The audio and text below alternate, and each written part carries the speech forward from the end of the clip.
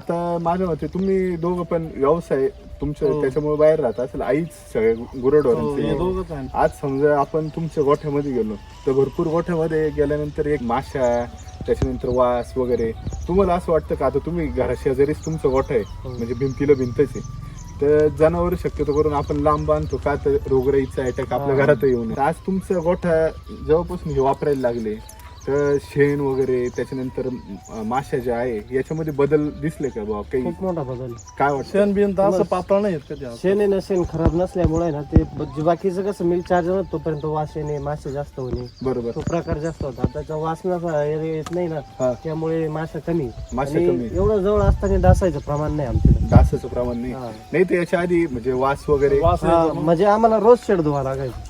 दररोज शेड हा, धुवावं आता लागायचं. आम्ही 8 दिवस होते तेव्हा शेड धुतो एक टायमाला. बर, म्हणजे हा मोठा बदल हो, शेण पांगत नाही असं जागेवरतीच जागेवरच राहतं. तुमच्याकडे मका वगैरे किंवा कोरडं खाद्य तुम्ही भरपूर टाकत असेल गाईला, तर भरपूर वेळेस तुम्हाला असं जाणवत असेल शेणामधून का ते काही औषध शेणावाटी बाहेर येणे, तिच्यात आणि कुट्टी बाहेर सगळं द्यायची तिचे खाद्य. तर कुट्टी सगळं बाहेर सगळं बाहेर यायचं. येतं. म्हणजे पचन संस्था प्रॉपर नव्हती प्रॉपर गाईची. नव्हती ती.